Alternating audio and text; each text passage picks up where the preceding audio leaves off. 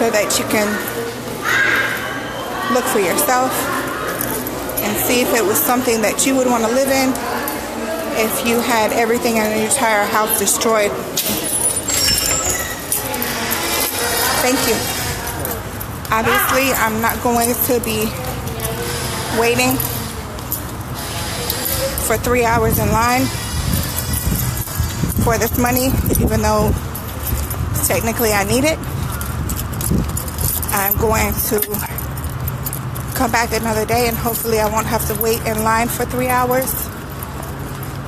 And I'm going to get in the car and I'm going to show you exactly where one of the bigger shelters are being held and the conditions that people are living in.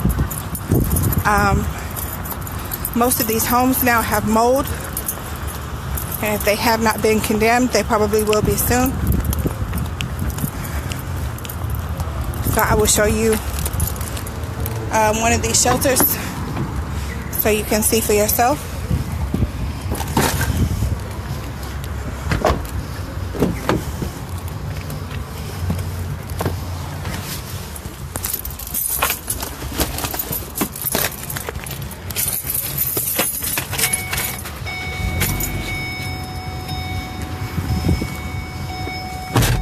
I just think it's sad. I haven't seen one person from FEMA. We have been denied. I'm hearing that everyone who got less than 1 foot of water is denied. But then I'm hearing people that had their whole roofs underwater were denied as well. I know there's a better way to handle it. I'm not in a position of power where I could have done anything. But I think people do need to know and see what's going on here. So I'm going to go over to this FEMA camp and show you what is going on over here so you can see for yourself.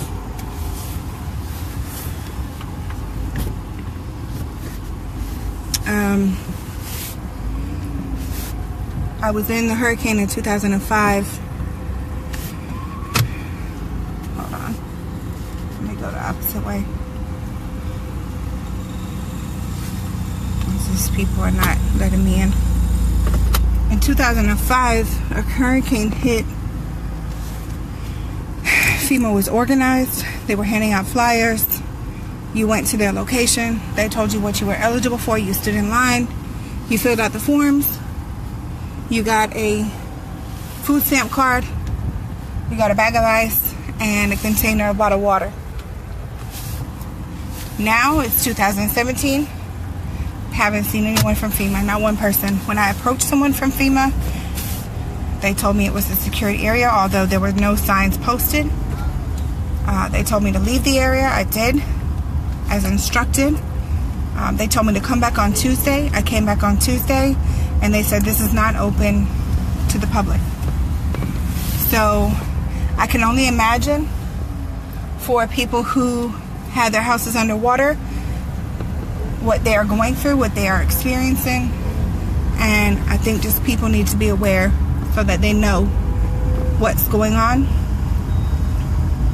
and they can see for themselves and make their own decisions as to if they think the money is being allocated properly and where it's going. Because as of right now, I don't see it. But I'm just one person and I don't have access to people to know where this money is going and what it's doing. So I'm going to go over here and I'm going to show you one of the shelters that are here. Seems to be relatively quiet. I don't know what it looks like inside. I'm not able to get inside, so I'm going to show you right now. Here, boy.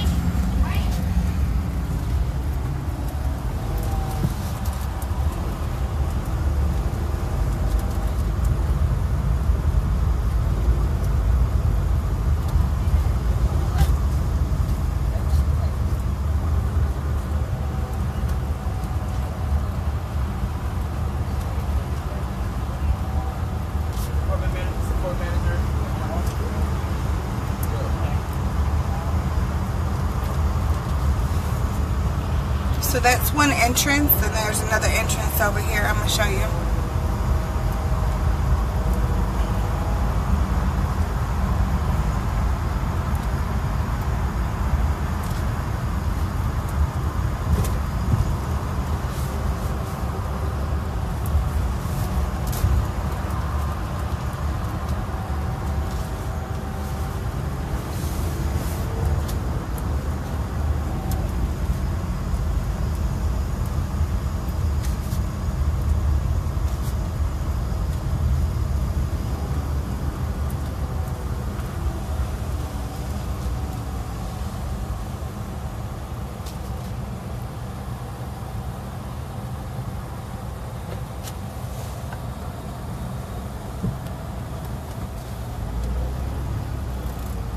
So as you can see, there's some bathrooms over here.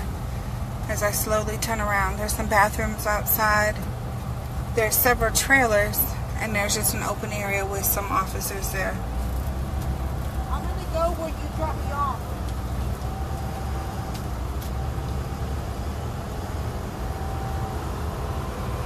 I'm gonna try to swing around so you can see on the other side the view from the other point. See if you can see anything from that other side. They have it blocked off, so I'm assuming you can't get in from the other side of the fence.